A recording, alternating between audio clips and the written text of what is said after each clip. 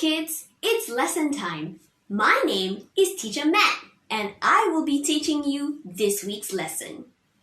Kids, do you know why we are all stuck at home?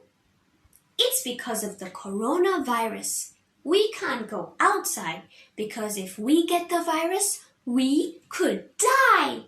And that will be really horrible.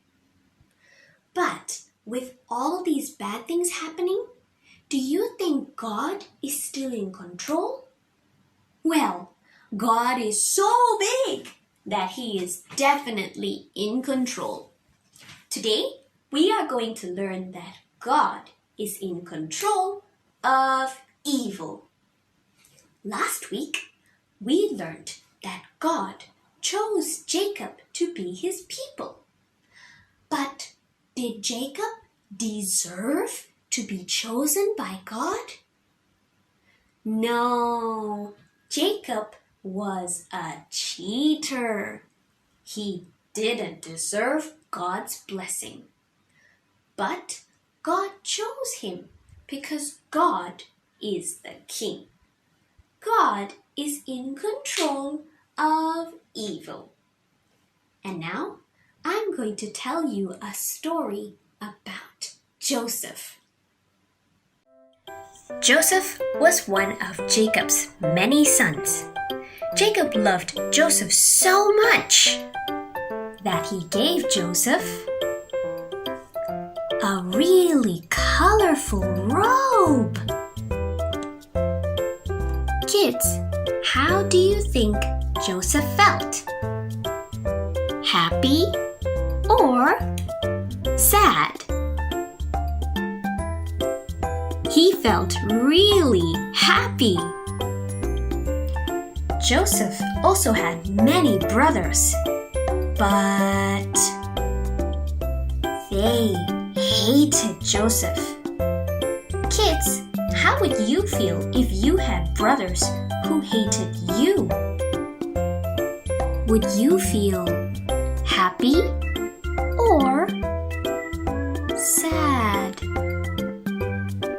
You'd feel really sad, right? Well, one day Joseph had a dream. God told Joseph in a dream that he would be a great ruler one day. Joseph was so happy. He was so happy that he went to tell his brothers. But his brothers were really angry. They were so angry, they decided to do something really evil to Joseph. They threw him into a pit and then they sold him to be a slave in a faraway place called Egypt. But it didn't end there. When they went back to their father Jacob, they lied to him and told him that Joseph was killed by a wild animal. Jacob was so sad. He was so sad that even when his family tried to comfort him, he was still really sad. Kids, how would you feel if you were Jacob? Would you feel happy or would you feel sad? You'd feel really sad, right? I know I would be sad too. Joseph's brothers did a horribly evil thing to him. They were so evil to their own brother. Should brothers do that? Should brothers hate each other? No, right? Brothers are supposed to love you and care for you. But his brothers, they were really evil to him. Do you think God is still in control?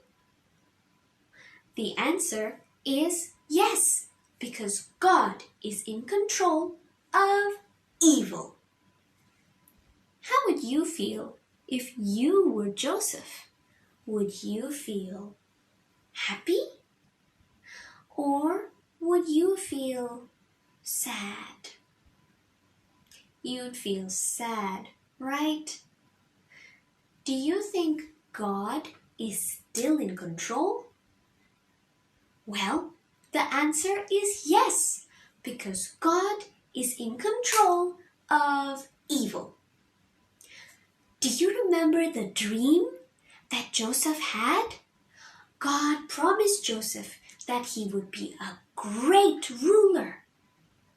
But Joseph is not a great ruler.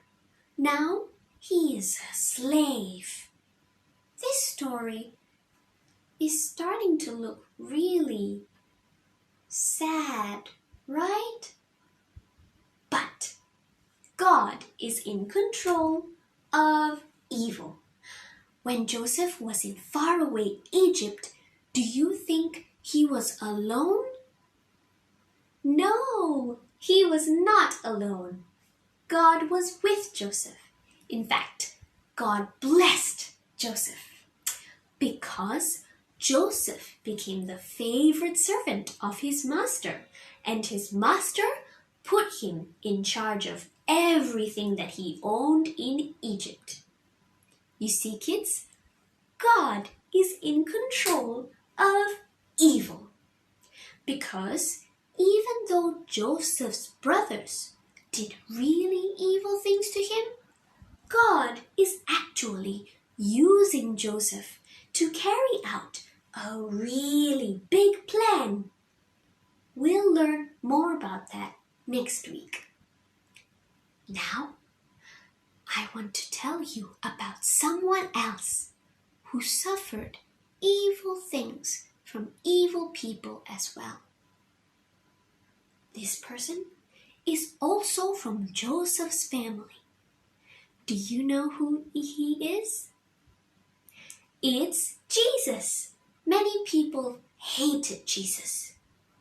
They didn't throw him in a pit like Joseph. They did something even worse. They put him on a cross to die. But remember, kids, God is in control of evil. Jesus being crucified by evil people was part of God's big plan to save us from sin. See, kids, God is in control of evil. Through his death on the cross, Jesus is going to be the promised serpent crusher that defeats sin once and for all. So, when we see evil things happening, we must remember that God is in control of evil. God always had a plan to send the promised serpent crusher to crush sin once and for all. We can trust God because he is in control. Now let's pray and thank God. Dear God, thank you for your big plan to restore the world. Thank you that you are in control over evil. We are sorry that we are sinful and disobedient to you. Help us trust in you and follow Jesus, because he is the promised serpent crusher that will save us from sin. In Jesus' name we pray. Amen. I hope you enjoyed today's lesson. Bye, kids!